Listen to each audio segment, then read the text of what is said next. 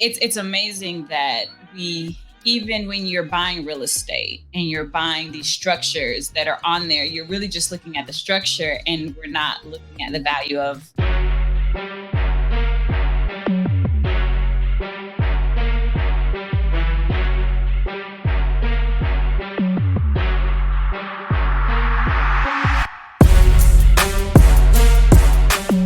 What's up, everybody? Welcome again to another episode of Entrepreneurship Exposed with your guy, Beez.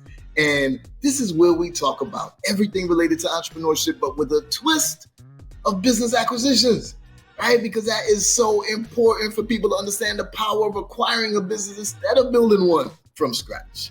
But they all are extremely important nonetheless. And today we're going into a topic that we never actually spoke about before. It's a topic I'm very interested in, because I've seen some businesses to acquire that are in this field. But we got the experts today with us, Javares and Samantha Banks at the Beez Silo. That's right, y'all heard that right, the Beez Silo. This is not staged, this is not fake, this is real. They are at the Beez Silo and they on here with Beez today. Welcome, how are you two doing? Well, thanks for having us. Yes, Beez. Appreciate you. Awesome. Hey, it's a pleasure having you guys on here. We are looking forward to hearing from you and hearing your amazing story, what you guys have been doing, and just opening it up to people to think of other things that they can do and get into. So tell the people a little bit more about yourself. Introduce yourselves and tell the people a little bit about your story. Then we could go in deep. Well, excellent. Well, first of all, my name is Javares Banks, and this is my wife, Samantha Banks. We're going on a decade. We're creeping up on a decade of marriage here. And we have a beautiful family. Appreciate it. And that we're growing over here, that we have a bunch of beautiful children that we love very dearly. So we started out in the field of accounting, finances, help people fund their businesses, these new business startups, not acquisitions. And and we started here in Atlanta, Georgia. We're not currently in Atlanta. We have an unexposed location in the middle of Georgia for various reasons. But the Beez Silo, me and my wife, we're just really bringing our brand back out after a few years of just being quiet.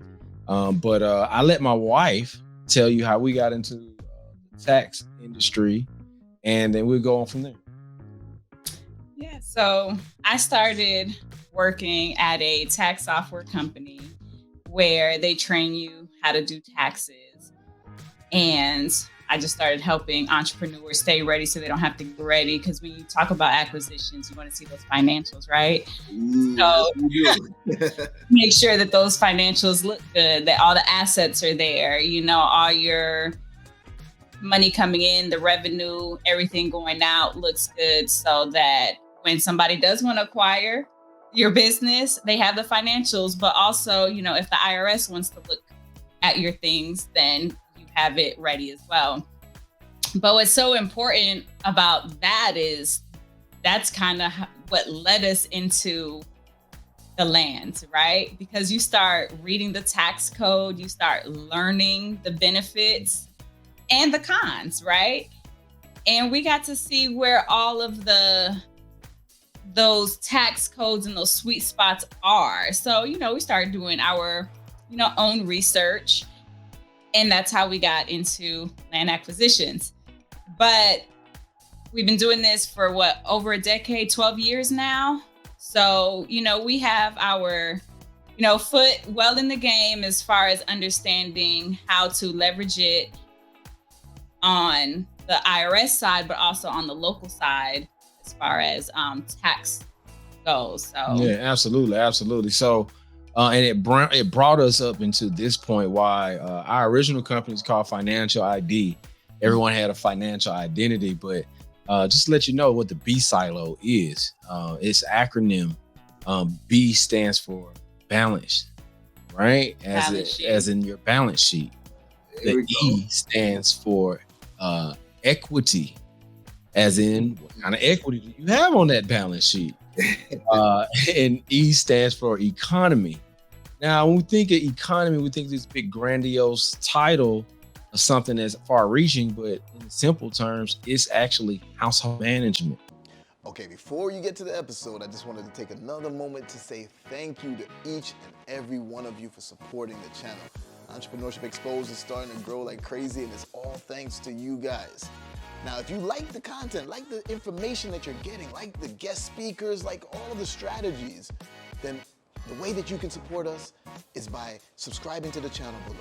Now, after you subscribe, you want to make sure that you also like every video. You comment on it if you can. And even more important is to click that notification bell.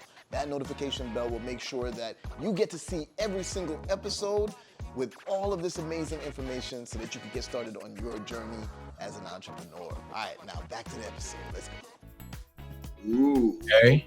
Household management is key. And the silo portion of it is systems, integrations, logistics, and operations. And for us in the agricultural world, you see a silo, there's usually a really big field surrounding it. And if you got a silo, you holding on, they holding big. You might have just drove past $100,000 worth of fencing stuck in the ground. So it really, for us, is trying to bring this into light. Because as an accountant, what's happened is we have to translate this language that most people just don't know what it is. And we want to make sure we're not tipping the IRS. We want to keep your honey. We don't want you losing any of your honey, y'all. Keep your honey in your beehive. I love that. So first of all, that's a great acronym, man. And I didn't even realize that's what it stood for. And repeat the silo part. Is it systems, integration, logistics, and operations that we just put up?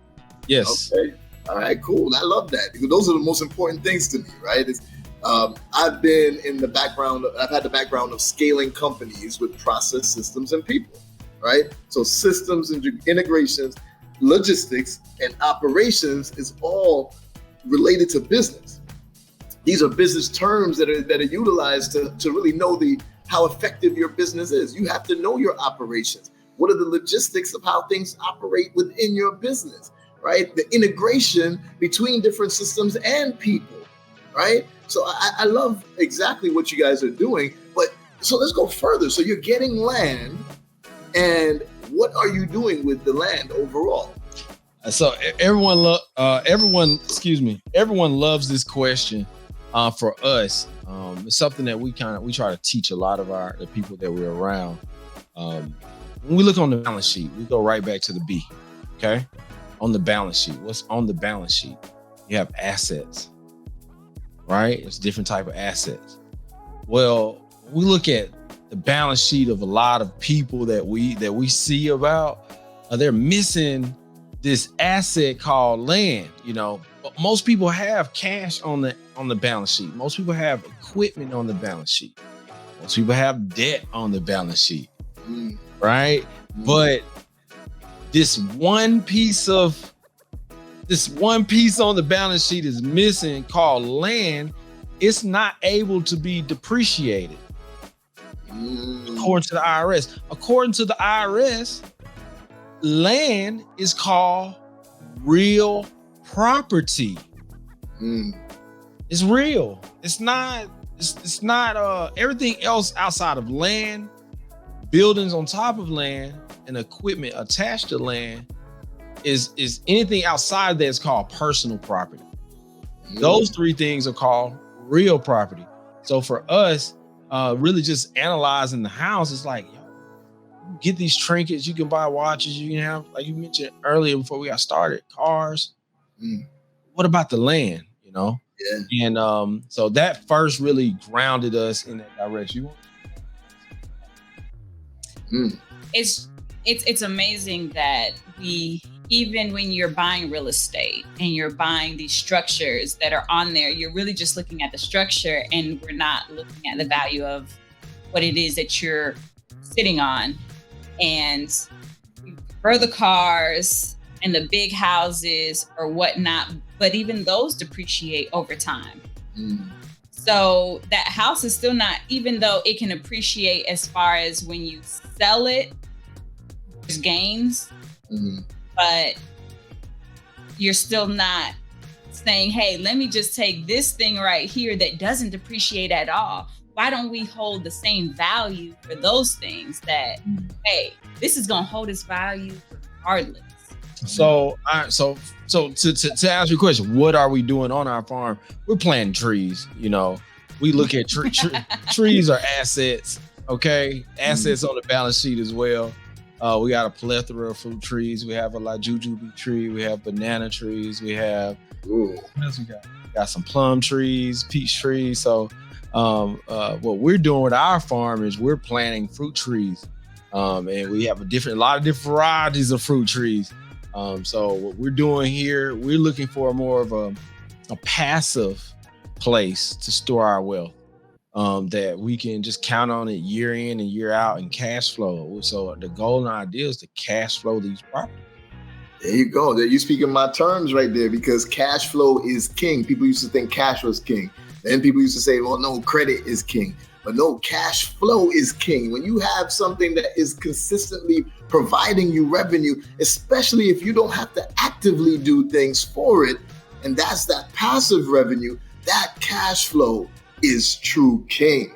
Especially because then you can even leverage the cash flow to get other things. And I'm not saying taking the cash to go pay for something. I'm saying when a bank, for example, sees that you have consistent cash flow coming in, they will give you more and more funding to do other things with it, just based off of they know that your business or whatever it may be is helped with cash flow. I want you to share the story about, was it your doctor? Yeah, nah, man. I had a little minor knee surgery back in high school, and my doctor told me this, and it's always stuck. And one of the things he told me, every time he wanted to buy a fancy sports car, this is what he would do. He would go and buy the same amount of money for the car. He would go buy land with trees on it. He would go and then cut down all the trees, clear it out, take the money and the proceeds from the trees, and then go and buy the car. He can rinse and repeat 15 to 20 years, depending on how he cut the land. There you go. I like that concept, because you're going to go buy an asset that is going to generate revenue for you to get that toy or whatever it may be, right? So I love that. That's how it should be, right? And I just had a client who basically did the same thing. So he's told me the story back in the day. Yeah. Then I had a client who wanted to clear parts of her land, but instead of her paying for the clearing, she hired someone who needed the lumber, and she got paid to clear the land that she already wanted to clear anyway. So that's still a different stream of revenue. Yeah, it's not, the full passive, but go ahead, Beez. You know what I'm saying? I love that, man. That's how I got my McLaren. The first exotic that I got, it was because I kept putting money into an index fund, and that tracked the S&P 500, right? And that was my savings account. I ain't put it in the bank, because the bank don't give me no good returns. But if I was just putting it in a savings account, which is an index fund tracking the S&P 500, I knew I was getting more like 7 to 10% returns. So over like 10 years, the money that I was putting in it, that initial amount that I put in it stayed, but the returns helped me to go and purchase something that I wanted to purchase. Right? There you go. So I love the concept overall. And here's the thing, when it comes to business acquisitions, because I always got to bring it back to that, right? Lately, or maybe it's just because I've been so active lately, but maybe this was always the case. I don't know. A lot of the acquisitions that I'm doing, and a lot of the acquisitions that I'm seeing, they're coming with real estate. They're coming with land already paid off, because I tend to go to the baby boomers who are all retiring, and they may not have a succession plan for their business. So they're a little bit more motivated, like, oh my goodness, what am I gonna do with my business? And then they have their real estate paid off, the land paid off. So now not only am I getting a cash flowing business, but I'm also getting land and property that appreciates, and it's like I'm doubling up on my assets. Extremely important. You mean you don't want to just keep your cash under the bed? Never. Listen, you know what? That's one of the things about the first letter, the B. You know what I'm saying? Like on the balance sheet, everybody thinks the number one thing they want on the balance sheet is cash. And it's like, no, where's the rest of it? The scriptures say, Ecclesiastes, I won't quote it exact. It says, cast thy bread on many waters 7 to 8 ways. But you don't know what a day might bring. So you want to have diversity in these portfolios. And I really like how you pointed out that these people have assets on their balance sheets. So we do know entrepreneurs that tire out and their business is whooping them up real good. And we're like, hey, where's your assets on your balance sheet? If you want to see, I see cash flow, and they like that too.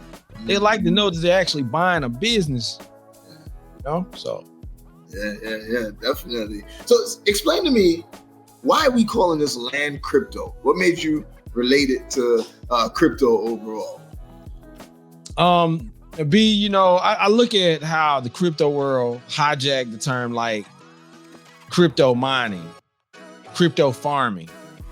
What do you mean? So it's actually a pun. It's a joke. I was having fun one day, Beez. I was like, nah, it's land crypto because I read an article in Forbes magazine. It spoke of a man whose grandfather bought land at like 10 cents an acre outside of Tampa Bay during the Great Depression. So, right? And he said, I give you 10 cents an acre, short story. The banker slammed on the table and said, cool, you could have got it for 5 cents an acre. I would have took anything. These people end up accumulating over 10,000 acres just outside of Tampa Bay. He sold 3,500 acres for $71 million. In his response, they offer him 3 times the amount for the remaining property. And he said, what else could I do with this new money besides own land? So the crypto, the coin that you can't get another piece, they're not going to make another piece of the crypto coin. They're not making any more land. True that. You know, so the supply and the demand on land has nothing to do with the stock market. Yeah. As long as there's more people that need a house to stay, and then these two worlds collide with each other, going back to farmland. People need a place to stay, but the people also need something to eat. Yeah. So farmlands are becoming more what? Land for apartments. Well, you're losing farmers. Who's going to farm? And so between that friend zone, that gentrification that's happening everywhere, it's not just happening in the hood. That land crypto, and between GMO and everything, right? Where's your food and who's going to feed you? Yeah. You know, so for us, it's like, you know what? I want to be on the right side of this. I want to be on the right side of this. So to us, just looking at land as is a cryptic asset that most people are not looking for on their balance sheet. There you go. So you're focused on land acquisition, but then you're also focused on, well, what do you do with the land? And farming is the best option to do with the land. Yes. Okay. Farmland has outpaced the S&P 500 over the last 30 years. Oh, yeah. And if anybody listening doubts this, just look at what some of the large fund companies and some large investors overall. Bill Gates. They've been buying up, Bill Gates, yes, buying up in tons of farmland. Tons.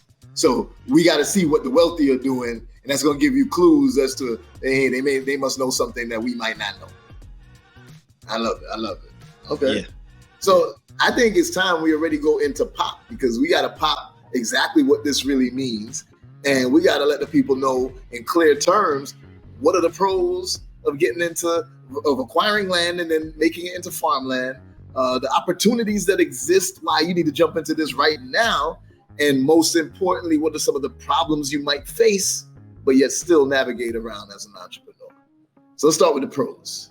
All right. So Suppose you mentioned it already, it doesn't depreciate. So if you buy it, you know there's going to be value there. So the opportunities, if you buy it and do nothing with it, you know it's still going to appreciate, right?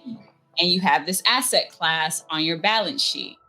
And then, you know, there's different opportunities, whether you want to get into commercial or you want to get into farming. There are some tax benefits that can go along with owning land, depending on what you choose to do with it and what sector, you know, whether it be commercial or farming. It's going to lean more to farming as far as tax benefits, especially with these high income earners. Mm-hmm. Now, some of the problems could be depending on, you have to do your due diligence, right? Of course. So just like in business acquisitions. Yes, exactly. So if you don't do your due diligence, you could be buying, because somebody put it on the market, it could still be, let's say, the heart of Atlanta or even the heart of Miami, but it can be marshland. It's not buildable. Yeah. So if you don't do your due diligence, you literally bought a plot that you can do absolutely nothing with. And depending on the county or where this land is, they might say that, hey, this is the only thing you can build on it. So you can't farm. You can't have coding, right? Yeah. So you can farm, but you can't have any cattle. What if that's what you were trying to do, is start a cattle farm, you know? So if you don't understand the coding, you don't do your due diligence, you just go ahead and say, hey, I'm buying this tax deed, I'm going to buy this land, etc. You could just be getting nothing. I want to throw in one of my pros is unlimited opportunity. It's unlimited. Like she said, we can buy and just hold and just off the supply and demand. I bought it for $100,000. It's example, Nashville, Tennessee. Couple spent $1 million on a plot in a neighborhood in Nashville. Same article in Forbes. And what happened is they sold that land for $7 million 10 years later. So and did nothing. There you go. So the opportunities are unlimited. Another pro is that you can't easily steal it. It can take a while depending on the circumstances. Not easily stolen. What's on it? I like to say this: when we invest into farmland, we're able to receive those 7, 10, and 100-fold that our creator promised us, because now you're getting involved with his kind of transactions, putting trees and seeds in the ground. You really going and reaping. Because when they talk about the faith of a mustard seed, if y'all, the mustard please seed pull is a mustard seed. Please pull a mustard seed and a mustard seed tree up. But to see the mustards come out, you know, it's like a mustard seed tree is amazing. But go ahead, Beez. Like, I gotta go look up the mustard seed trees. I see how it looks. Like, a mustard seed tree is like an oak tree, and we're talking like a feather seed. A feather of seed, like feather. If you breathe the wrong way while you're holding it, it's gonna fly out of your hand. Really? Okay. I love that. That's interesting. But yeah, go ahead. No. So here's the thing. I would also say this, because first of all, you mentioned that it doesn't depreciate. So you're saying like how a house that's on, real estate that's on the land can appreciate and can depreciate at times, but yeah, technically it always kind of goes back up. But you're saying the land doesn't fluctuate like that. So structures have a life use. So basically there's an expiration date because of what they would say the life use is, right? So that doesn't apply to land. Because you can't destroy it. It's infinite life. It has an infinite life use. It's going to be there forever. I love that. All right. With the house, you do have to keep maintaining it. That's what's key, that stretch the lifespan out. But for example, our neighbors, their grandfather bought 200 acres for $200. Man. Right after slavery now. Beez, I hope you hear me. 200 acres for $200. the house he lived in don't exist anymore. The cars he drove are not here anymore. But the There's a different structure on there. There's a different structure there now. Yeah. Right? But the people in the land are still there. I have a good friend who he bought an old slave plantation. The land is, I forget, maybe like 100 acres or something like that. And there's a whole plantation on it. He took it down, and now he's putting up low cost. Well, he has developers that are going to come in for different parts of the land to develop low cost housing. And I just thought that was amazing to consider that land was there during slavery. The plantation was there, and now the plantation's gone. And now we're using that land for something more positive. That definitely resonates with me as I'm hearing what you guys are saying. Now, when you talk about the problems, right? For example, I live in Florida. I was considering recently an acquisition that would have left me with some land, but it's closer to the Keys. And there's this thing where they say that, Florida will be underwater in like 20 years, maybe, or something like that. Like, the sea levels are rising, so it could be usable, that type of stuff. What are your thoughts on that? Like getting land, is that what you kind of mean there? Is like, hey, you got to do your research to know this, because you can still go buy it if you want, but just know that you run that risk of 20 years, it could be unusable completely. Well, I don't mean to say any bad words on your podcast, but Jesus kind of said, I'm just picking y'all. He said, don't build your house on sand. So it's kind of like it was already there. Like we just seen, and rest in peace, those people, Biscayne, wherever that building fell, that was on sand. Oh yeah. So it's something I definitely would heed the message, whether one's a believer or not. Heed the message. Don't build a house on sand. That's part of the due diligence. Are you below sea level? Is a big one for me. Especially if this is where I'm going to live at.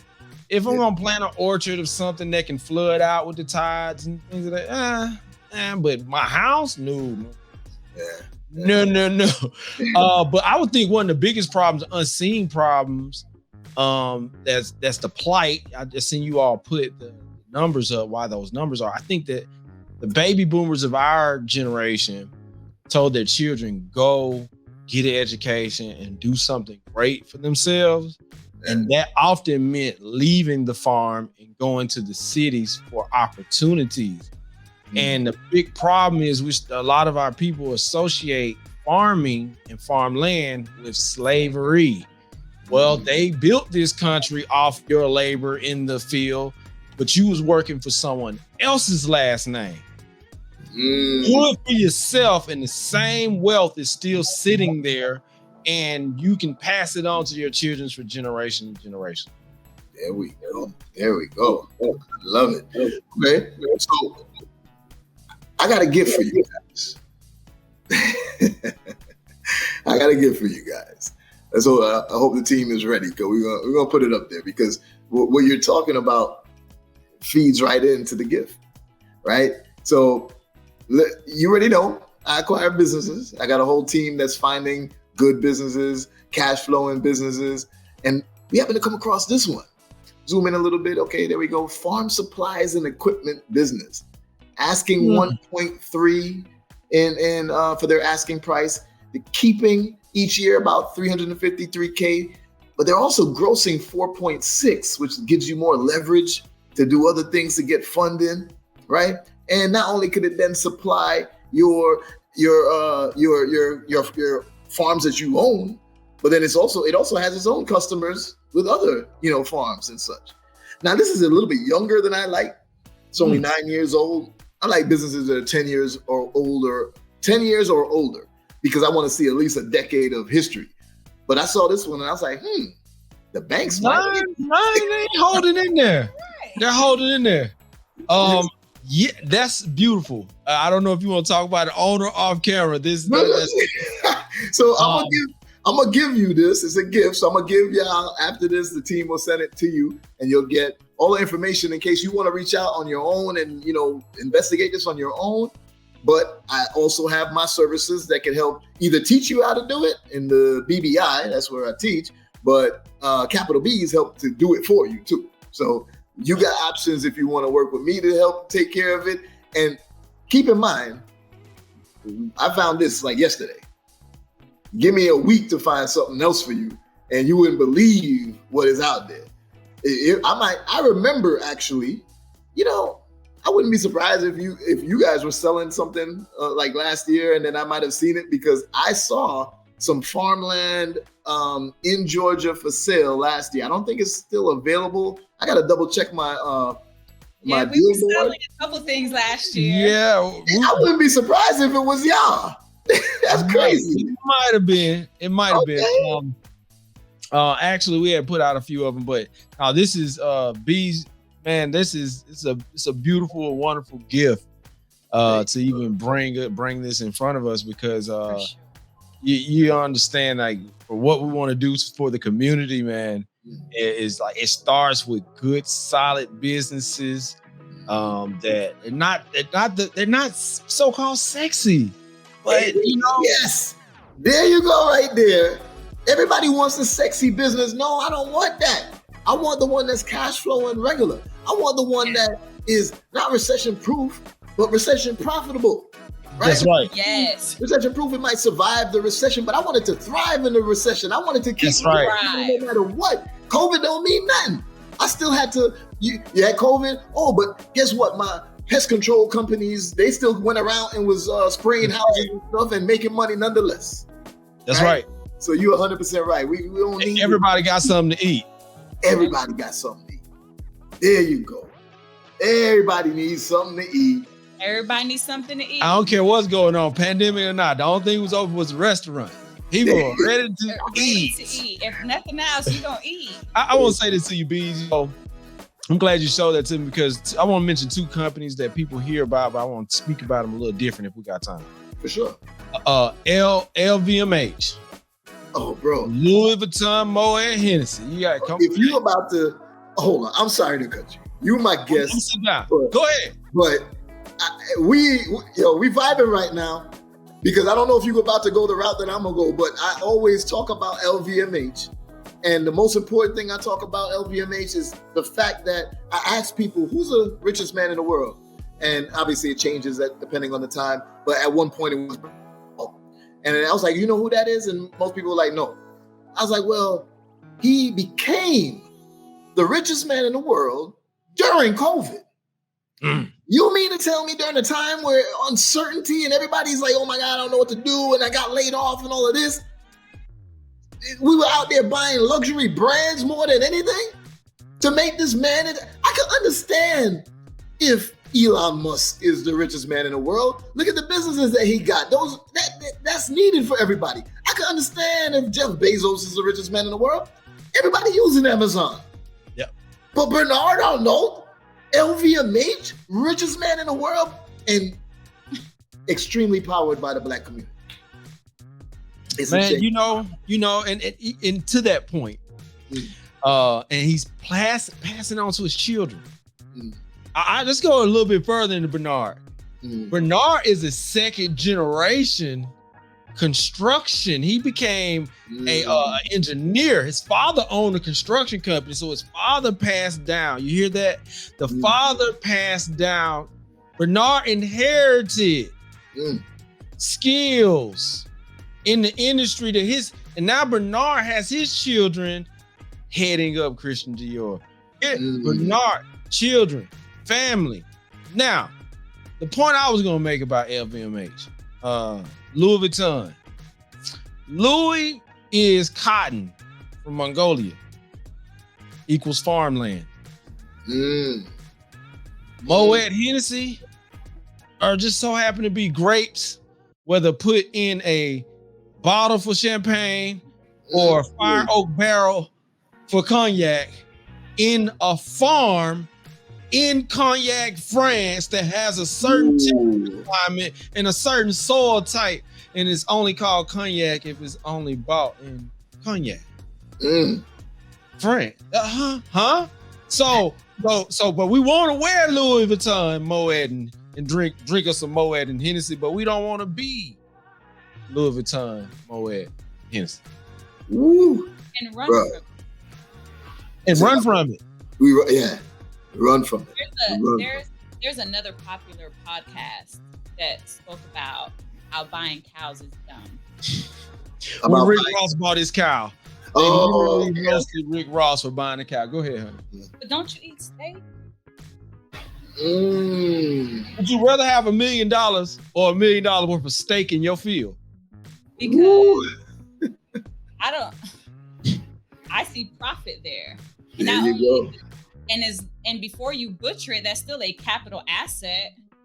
So you want the steak, you want the movie. They don't know a cow can generate a couple $100,000 a year from just his sperm. From just his sperm? Yeah, exactly. You can sell the breeding of your male bull you bought for $6 million. It's a whole nother little world. I'm serious. I've seen people split shares on a sheep. Wow, bro. Yeah, let's go in on this sheep. This particular sheep's DNA has. So anyway, I'm sorry, man. It's JBL, the largest meat processor in the world, started out as a cattle farm outside of Brazil before the Great Depression. Just a cow. Farming ain't going nowhere. The mud. Go ahead. I'm sorry. Go ahead. Farming ain't going nowhere. That's what we talking about. Things that are sustainable businesses that's not going nowhere. We can't always try to focus on getting into the fad business, right? Like, oh, everybody, Turo came out, now everybody's trying to rent their car. Hey, but how long that gonna last for? You know what I mean? Farming ain't going nowhere. And I love that. I love it. Okay, you guys are already opening my eyes to more because I have my set acquisition criteria and it wasn't including farmland at the time. And that's because there's just so much things to acquire and not enough people who know how to buy a business. So I'm like a kid in a candy shop. Right. But I changed my acquisition criteria recently. I always update it. And it's always based on things that I see that can grow and have the ability to, get to a large valuation, etc. Farmland. I'm going to add that to my acquisition criteria. Farmland. And listen, we got the team to put the boots on the ground and tell you, is this worth you going into it from the farming aspect of it? And I'm sure you can figure out if it's worth selling it from the real estate aspect. Yes. Well, I see already that we're going to be connecting on quite a few projects then, because not only, like I said, the gift to you guys can handle it on your own. You could reach out if you want to, but you could definitely tap in for me to help. But I know for a fact, if it's still available, I know for a fact I saw at least 4 or 5 farmland acquisitions that billboard in the last 12 months. It wasn't part of my criteria nor none of my clients, so I just never went for it. So I'm either just gonna give it to y'all and be like, hey, go ahead and do it, or I'm also getting into the space too. Hey, we'll figure it out. We didn't actually cover any of the tax benefits. We'll talk to you personally. You sound like it fits you. But you know what? Give some insight on that really quick too, because another quick thing that I mentioned is, it's important to understand that the United States is a corporation and it's not a country, right? It's an actual corporation. It says so in the laws, and the reason for explaining that is that the laws are then written to benefit corporate entities, right? And I always give the example of Donald Trump. How he buried his ex-wife on his golf course because he learned that it immediately made it be classified as a cemetery, and then it cannot be seized, and there's no taxes and all that type of stuff. So learning that type of information is extremely important so that we can navigate the wealth creation in this world. So go ahead and share, the top 2 tax benefits for land and farming. Well, mainly. When we're acquiring different assets, if I go buy $1 million house, I have to pay taxes on that $1 million house, and I have the maintenance thereof, right? So I can't just hold my $1 million there. Do I just leave $1 million in the bank? No, we put it in the index UL first, right? At least give it to the exchangers and let them do what they're gonna do. But who wants to give them $1 million and let them hold on to it, right? And so with land, blank land, raw land in rural areas, we can do what you call a conservation easement. So now we can hold this $1 million in value drop the taxes to 1/3 of what it would cost you to hold any other asset of real estate. And you could do it for 10-year periods. So all we're saying is, hey, we're not going to put an apartment complex on it. Each one of them have their different stipulations. But hey, we're not going to develop it. We might still farm it. I hope y'all hear me. I can hold this asset for a lower amount. I can lower the amount saying I'm not going to do certain things with it, and I still can receive revenue from it. What was the term you used? Conservation? Conservation easement. Easement. Okay. If you ever watch Montana, check out the movie Montana. Is it Montana? No, Yellowstone. Yellowstone. Yeah, I just started watching that recently. Conservation easements in Yes. Yellowstone. But you gotta listen because they say it quick. Real quick. Yes. There we go. That's a All very right. interesting show to watch, y'all. And it's the perfect mix of the Banks and Beez. Yep. Acquisition and land. Come on, man. It's a perfect mix of it. I love it. And lastly, with tax benefits, the new startup of agricultural operations write off $50,000 a year in losses for starting one. And I know we like to acquire, but the new startup of a farm can sock away $50,000 a year out of their ordinary income for your high net worth individuals who have tax liabilities. They're paying out $150,000 in taxes. Hey man, put $100,000 over in this farm, right? They can lose, those who understand, who have an accountant, you can lose this money and, I bought a tractor, I had to get it started, I had to put a fence, right? While I'm waiting on my returns, I lowered my tax liabilities and put the money into something that can appreciate. And even when I get that money back, guess what? Capital gains taxes instead of ordinary incomes. I'm a hush right there. It's a lot right in that little space with just get you some land and make sure it's farmable. There we go. Okay, y'all already got me, all hyped up and excited and ready to, become a farmer. but I love this. And, we think of it from the business perspective. I want to remind everybody, it's usually not doctors that own hospitals. It's a businessman that owns a hospital. So don't think that I don't want to own no farm because I don't want to be on the farm. You don't have to be on the farm if you don't want to, but you should definitely own it because the benefits are limitless. There we go. Unlimited. Limitless. However you want to say it. Let's get it. I love it. Well, Javares, Samantha, listen, it's been great talking to you guys today. Tell the people where they can reach out to connect with you in the future to learn more about what you're doing or, to maybe even partner with you on some farming. Well, excellent. Well, I'm Javares Banks, aka Mind of Banks on Instagram. This is my wife, Samantha Banks. She's It is Mrs. Banks. See, it would keep it simple for you. You can follow us at the B Silo, y'all. That's our main business page. If you're looking to save on your taxes, stop letting the IRS take your extra money, and you want to start acquiring hard assets, or if you're just looking for investment opportunity to put your money in a farm operation, we have different projects and plans. I think Beez might have just threw us a new plan that we may put into our portfolio of what we're doing. So listen, we're a one-stop shop for helping you guys grow your wealth, and you do it with a family. Gonna show you how to make sure you're securing your wealth for your family in the next generation. Let's go. I love it. We're gonna make sure we put all that information down in the description box too, so everybody can access it at any time and reach out to you guys. Man, Samantha, Javares, it's been amazing. Thank you guys so much for coming and sharing this vital information. And it's kind of like a perception change, a mindset change to have. And this could take them to whole new heights. So thank you guys so much.